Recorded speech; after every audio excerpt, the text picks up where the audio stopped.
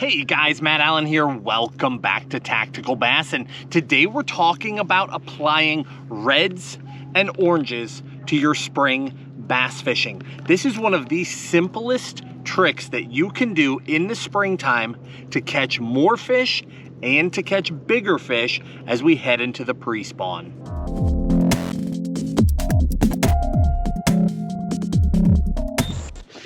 This concept of turning to red baits in the springtime is nothing new. We've been doing this since I was a kid. But what is new is the number of companies that are responding to it. So you've got options like never before. Everything from spinnerbaits to chatterbaits to crankbaits to swim baits are now offered in these colors, and you can apply them to your fishing.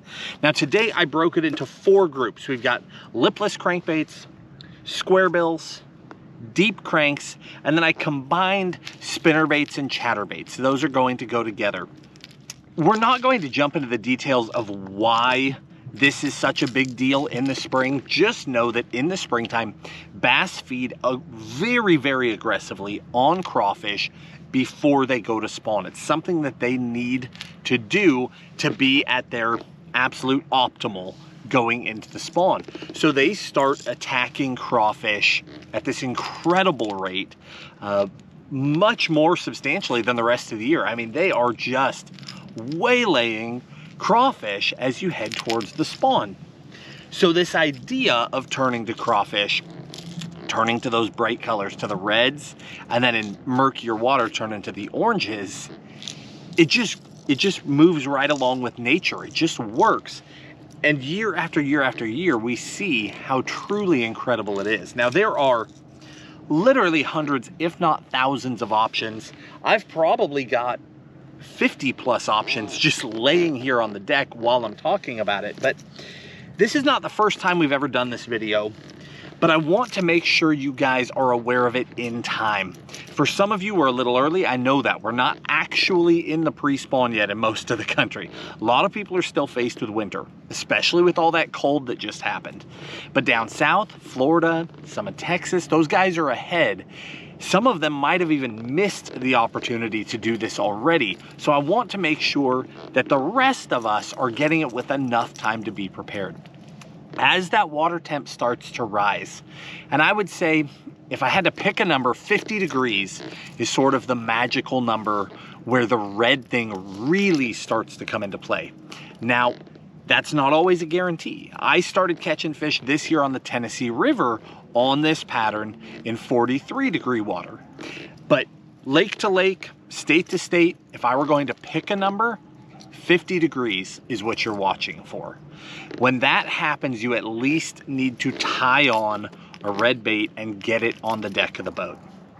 It's not the end-all be-all. It's not what you're going to catch every fish on this spring, but the reason why I'm putting so much emphasis on this is because the size of fish you will catch, and sometimes the numbers as well, are truly remarkable. So with all these different options, it's incredibly confusing. That's why I broke it into 4 categories to make it really easy for you. In each one of those categories, down in the video description, I'll give you my 3 or 4 favorites. So 3 or 4 favorite deep cranks and the best color option, lipless, Squarebills, chatterbaits, right? So that it's really simple for you. But I'm gonna tell you right now, if you don't wanna watch the entire video, if you don't wanna go super in depth, I've said this before and it has not changed. If I could only have 1 or 2 baits to do this with, it would be these 2 right here. This is a River to Sea Biggie. That's the cold-blooded color. Okay, and this is the Spro Little John 50. Notice they're practically the same color. I mean, it's almost identical. If I could only pick 1 or 2, these are it. Bigger option, a little bit wider kick, a little bit smaller option, a little bit tighter action. This one's louder, this one's more subtle. But those 2 baits together, I mean, truly, you could just take those to 90% of the fisheries in the country and do what you need to do right there. Now that said, a lot of people want to fine tune it. Obviously, we need to adapt to changing conditions. So Let me grab a couple of these colors. I'll just talk generally on color and then we'll jump into each category. So let's take something like this, something like this. Here's a guy that's subtle, and then we'll just take one of these again. How do you determine how bright you should go? Where should you be in the spectrum? Notice I said this was sort of my bread and butter, right? If you're looking at water clarity, you look at it relative to your own fishery. So when I say clear to you, to one guy, clear water is 20 feet of visibility. To somebody else who fishes on a murky water fishery, 2 feet of visibility is really clear water. So keep in mind, it really is relative to you. And the reason why is it's relative to your fish the same way it's relative to you. If your river is always muddy, if your lake is always muddy, and suddenly it's a little clearer, that's clear water. If your reservoir is always crystal clear, clear can be unbelievably clear, right? But if it gets murky, just a little, that's like chocolate milk.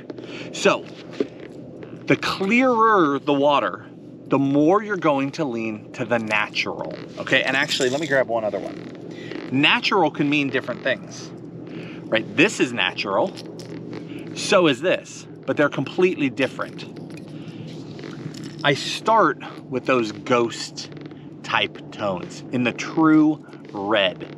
The clearest water, that's what I'm throwing. I will still throw red in water that's 20, 30, 40 feet of visibility, and those fish will eat it. Notice one of the only craw colors that we made in the Tactical DD and Tim and I's crankbait is a very similar clear red, a little red, brown, some orange spots, but it's those colors, those tones that we have so much confidence in. So we start natural and then we go from there. We start drifting towards those brighter tones. Now you don't go bright right away. The first thing I do is I go to something like this. This is a biggie. I caught an absolute giant on that one right there on Clear Lake. This is an overlooked color. A lot of people throw cold-blooded, a lot of people throw Delta Craw, both amazing options, but that guy right there, a little more subtle, it will get it done, and it catches big ones, especially when other people, if you're not the only one on this pattern, you get that bait that's a little different. It can make all the difference. So we go from ghost to solid. We don't immediately go bright. When that water gets even clearer from there, that's when we start adding in the oranges. Okay, now that one's bright. Let's see what else we've got with some orange. Take a look at that guy. All in all, pretty natural looking, but look at that belly. It's got that little bit of day glow to it. All of a sudden it brightens it up, it stands out. But when they get up to that bait, I mean, it's not true day glow, it's not neon. And you just go from there. Then you get to that day glow in red, day glow orange to a more natural orange tones.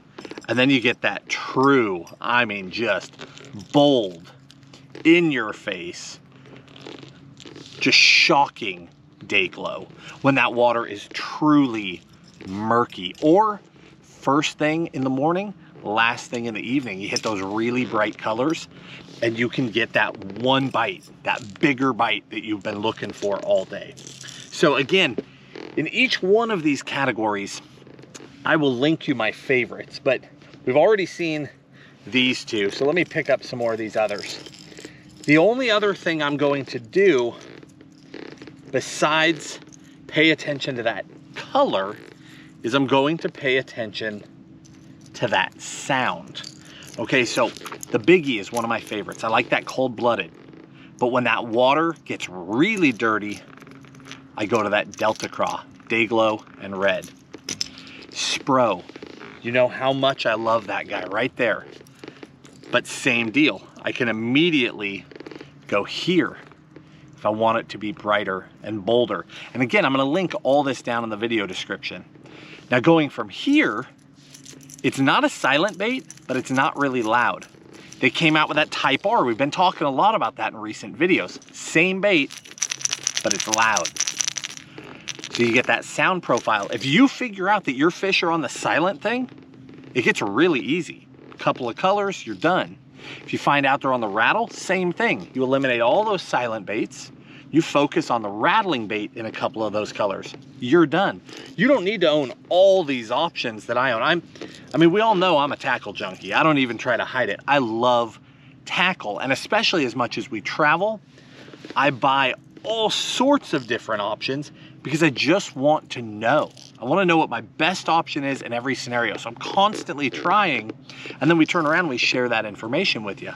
This guy we've been talking about a ton this year is that Scamp. That's a 13 bait.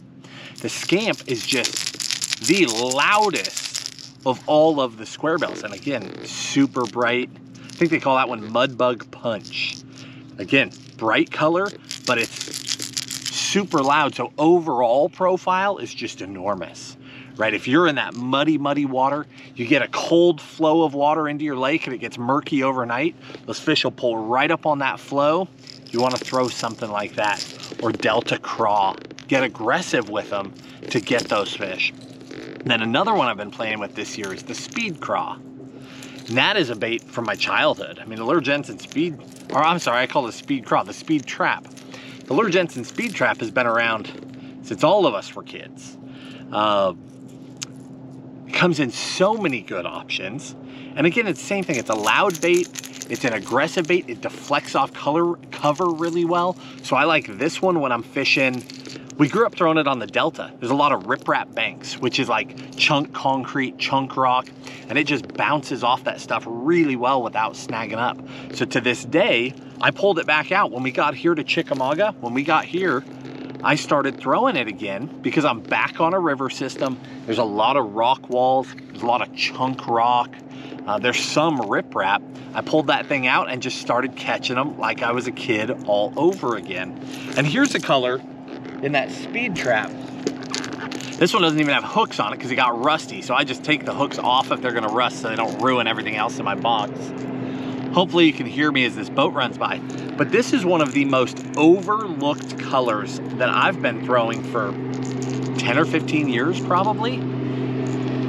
I used to throw it in the old Hot Lips. We also throw it in the Speed Trap. Look at it compared to that Cold Blooded. The tone, the overall color is very similar, but it's a reflective bait. And that one is overlooked. I mean, I feel like that one's overlooked by everybody. When I used to fish tournaments on the Delta 15 plus years ago, I caught so many fish on that one. So again, I'll simplify it. I'll pick 3 or 4 because I could talk about 50, right? I love this stuff. But I'll really simplify it for you. Just pick a couple. But you already know if I could only have 2, it's that Little John and that Biggie. Now Lipless, same sort of a deal. I mean, when we say red, you've got a picture in your head, or red and orange. But you don't really realize how many different actual tones there are. I mean, you pick up 15 different red or orange baits, none of them look the same. It's little variations that make a big difference, and it's little variations in your watercolor that will drive which one you choose. So, you know, the LV500 is one that just has been a favorite of ours forever. And they make it in 4 or 5 really good red colors. The LV is just it'll be with us forever.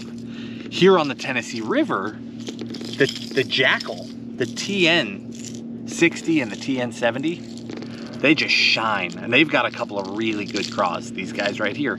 More natural, more subtle, and then that bold, bright, depending on watercolor. I mean, you could just go on and on. Spro, a couple of Spro options. 13. Storm. How about a blade bait? That's the Mega Bass. I noticed, like, when the blade bait bite is going off and colors start selling out, those reds and those oranges are always still sitting there. I don't think guys realize what they're for. When you get a flush of water in the spring and it's cold water, but it still turns muddy, those fish shut down. They kind of back down a little bit from the freezing cold. They love the influx of water. But when it's frigid, if it takes that water temp in the lake and crashes it 10 or 15 degrees, those fish clamp up a little bit. That blade bait bite can turn back on. But if it's muddy, you turn right to it. It's no different than any of these other baits. That's that Dyna response. It's a blade bait we've thrown all fall, all winter long, but you've got a color option there that will play all the way into the spring. Deep cranks, I mean, we could do this all day long, right? I'll speed it up here. I mean, we could just keep going. A jackal, look how natural that one is, but you still get that spot of orange. They can still find that thing when they run up on it. They feel the vibration and the sound. They come charging, and then that bright color's right there, and they snatch it up. Rock crawlers, a couple of tones in the rock crawlers. You got R crank, Rapala, the DT series. You've got some options there. Mega bass. Now here's an interesting one. See this guy right here? Here's a tip for you. This is a mega bass bait, but it's not a mega bass color. You know what this is? It's me needing a craw that's a brighter red, so I just went to work on it with a bright red Sharpie. Not even kidding you. You can see where it started scraping back through from fishing it. I have caught so many fish on this bait right here. Red Sharpies, red nail polishes. There's all sorts of things you can do to take some of your baits. Because this time of year, like when the reds start selling out, they're just poof, they're just gone. But you can take similar colors. Like, I'm gonna jump ahead. Again, I glazed over the deep cranks, but I'll link them for you. This guy right here, the jackhammer chatterbait.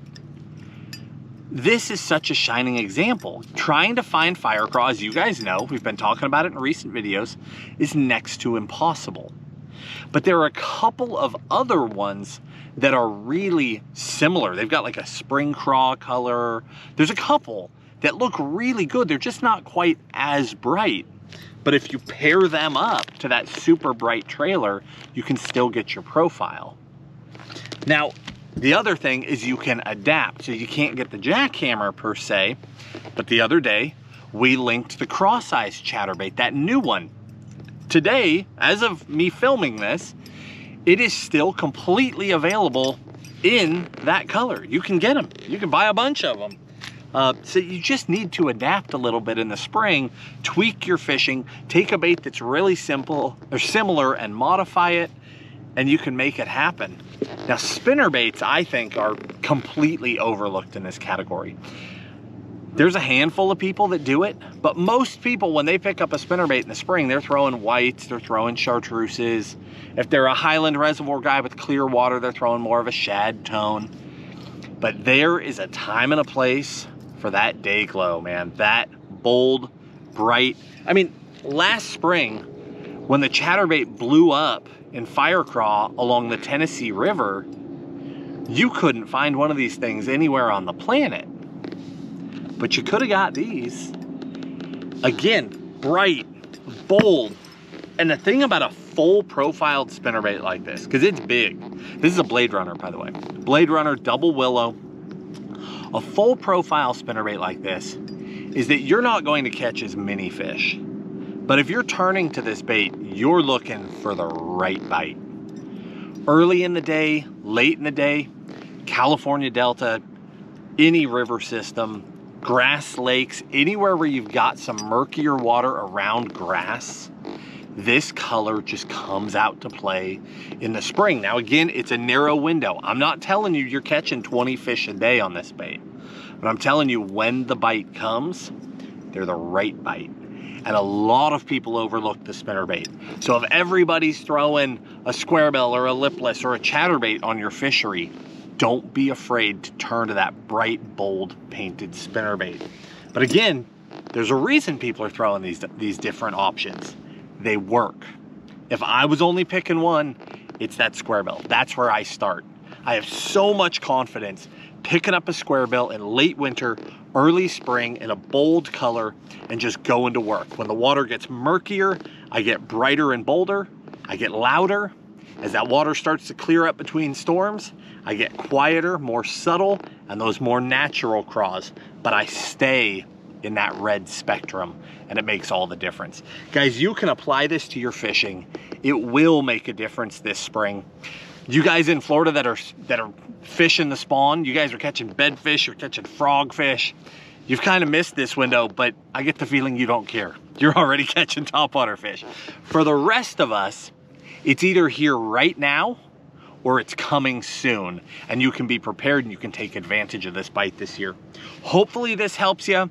Again, it's a ton of baits. I'll simplify it for you, but you can go out and you can do this. You can apply it to your fishing and you can catch fish this spring. If you enjoyed the video, hit the like button, subscribe to the channel, and we'll talk to you soon.